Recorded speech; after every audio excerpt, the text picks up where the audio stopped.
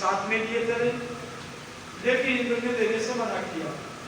भगवान उसको परास्त करके और कल्प वृक्ष को लेकर के आ गए और भगवान श्री कृष्ण ने यहाँ आकर के 16,100 राजकन्याओं के लिए विश्वकर्मा से अलग अलग सबके महल बनवा दिए और महल बनवा करके एक ही मुहूर्त में सबके साथ में विवाह संपन्न कर दिया।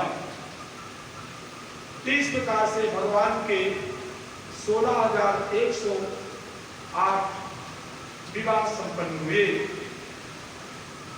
परमात्मा की जब बहुत बड़ी कृपा होती है तब कहीं हमको ये श्रीमद् भागवत कथा सुनने का अवसर प्राप्त होता है। मनुष्य का जन्म मिलना बहुत ही दुर्लभ है।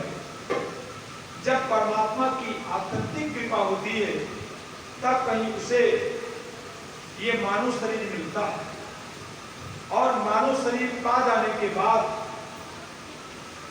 भी कोई जरूरी नहीं है कि वो भगवान को पा सकता है।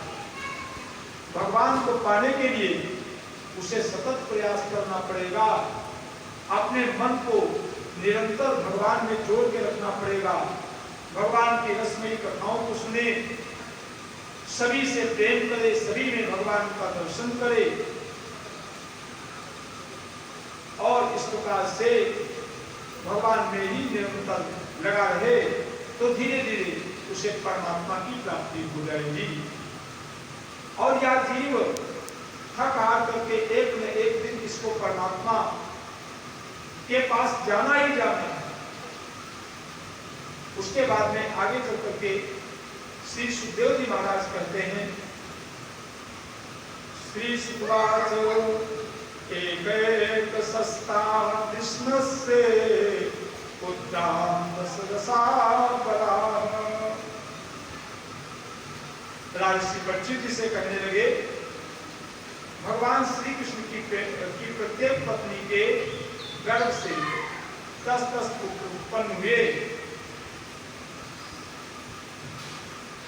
और उसके बाद में प्रद्युम्न का विवाह पहले एक हो चुका था मायावती रथ के साथ में और यहाँ पर प्रद्युम्न का दूसरा विवाह संपन्न हुआ।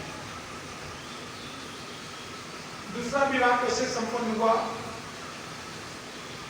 रुक्मिणी का भाई रुक्मी घोरगढ़ नाम का नगर बना करके रहता था और उसने अपनी पुत्री रुक्मोती का विवाह करने के लिए स्वयंवर रचाया। भगवान ने जाकर के सभी राजाओं को परास्त करके रुक्मोती के साथ में विवाह संपन्न कर दिया।